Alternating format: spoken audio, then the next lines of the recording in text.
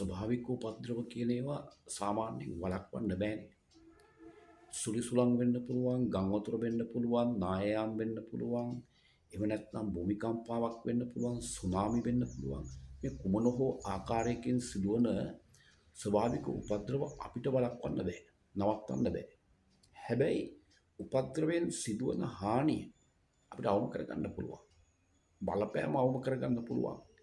එහෙම නැත්නම් හානිය වළක්ව ගන්න පුළුවන්.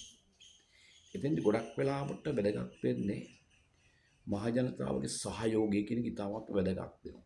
දැන් අපි හිතනවා ගම් වතුරක් නායයාමක් සුළුසුලඟක් ඇති වුනහම මේකෙන් සිදුවන ආපදාව වළක්වා ගැනීම මුළුමනින්ම රජයක වගකීමක් කියලා. එහෙම නැත්නම් ආපදා කළමනාකරණ මධ්‍යස්ථානයේ ගොඩනැගිලි පර්යේෂණ ආයතනයේ කලගුණ විද්‍යා දෙපාර්තමේන්තුව වගේ ආයතන වගකීමක් කියලා අපි හිතනවා. බෑ. මේ රජයකට හෝ මේ ආයතන වලට තනිව මේක පාලනය කරන්න බෑ. මෙතනදී ඉතා වැදගත්ම කොට්ටාසයක් නැත්නම් වගකීමක් ඉෂ්ට කරන්න වෙන්නේ රටේ ජනතාව. මොකද ජනතාවගේ ගොඩක් වෙලාවට නොසැලකිලිමත්කම මේ ආපදා වලින් නැත්නම් උපද්‍රව වලින් සිදුවන හානිය වැඩි වෙන්නට ගොඩක් හේතු වෙලා තියෙනවා.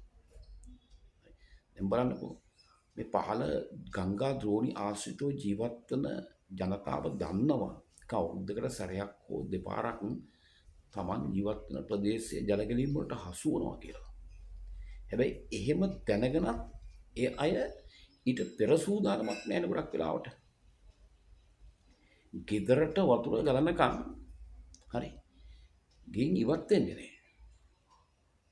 නේද? එතන තමයි මේ ආපදා වලින් මේ ඇතිවන මේ නැත්නම් උපද්‍රව වලින් ඇතිවන මේ හානිය වැඩි වෙන්න බලපාන දෙන ප්‍රධානම හේතුව නොසැලකිල්ල කියන එක. දැන් නායම් අනතුරු හැඟවීම මාධ්‍ය ඔස්සේ නිරන්තරයෙන් අදාළ ආයතන සහ රජය නිකුත් කරනවා. වහාම මේ ස්ථාන වලින් ඉවත් වෙන්න කියලා. හැබැයි මිනිස්සු ඉවත් වෙන්නේ නැහැ. කොච්චරක මම දන්නේ මොකක්ද ඒකට හේතුව කියන එක. විවිධ කතන්දර උඩ තියෙන්න පුළුවන් විවිධ දේවල් කාටත් ඉදිරිපත් කරන්න පුළුවන්. හැබැයි අපි දැනගන්න ඕනේ පළවෙනි කාරණේ තමයි අපේ ජීවිත ආරක්ෂා කර ගැනීම.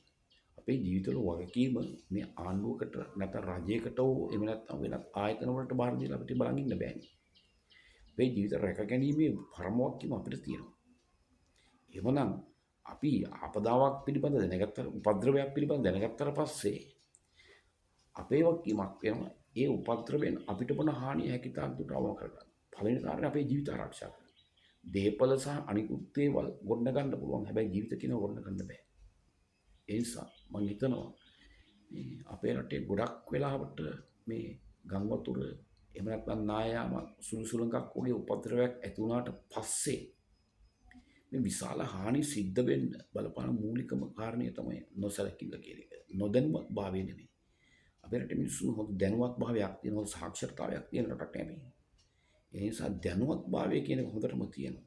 හැබැයි දැනුවත් භාවය තිබුණට නොසැලකිල්ල තමයි ප්‍රධානම හේතු වෙලා තියෙන්නේ. මම නම් හිතන්නේ. ඒක තමයි අපිට තියෙන ලොකුම ගැටලුව.